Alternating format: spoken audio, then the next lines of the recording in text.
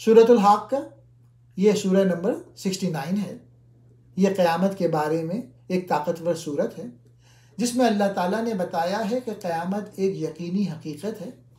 اس میں پچھلی قوموں کے انجام، نیک اور بدکار لوگوں کے انجام اور قیامت کے دن کے ہولناک مناظر کو بیان کیا گیا ہے۔ الحاقہ، قیامت ایک یقینی حقیقت ہے۔ اللہ فرماتے ہیں الحاقہ کا مطلب ہے یقینی ہونے والی چیز، یعنی قیامت۔ لوگ پوچھتے ہیں یہ الحاقہ قیامت کیا ہے؟ اللہ فرماتے ہیں کہ یہ ایک ایسا دن ہوگا جس سے کوئی نہیں بچ سکے گا۔ دوسرا پوائنٹ، پچھلی قوموں کا انجام، نافرمانی کا نتیجہ۔ اللہ نے ان قوموں کا ذکر کیا جو نافرمانی اور تکبر کی وجہ سے تباہ ہو گئیں۔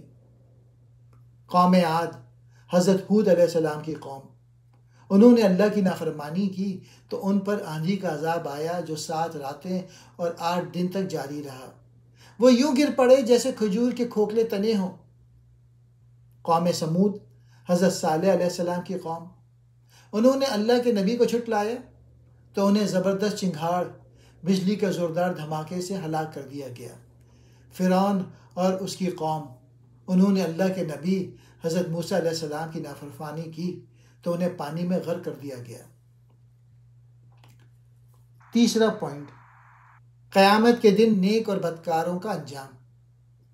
اللہ نے قیامت کے دن کے مناظر بیان کیے ہیں۔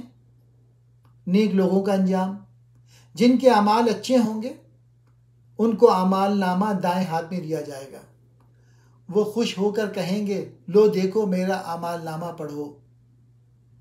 انہیں جنت کی نعمتیں دی جائیں گی اور وہ سکون میں ہوں گے۔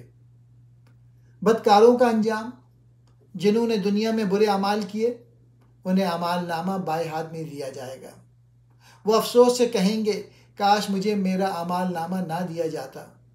انہیں سخت عذاب میں ڈال دیا جائے گا۔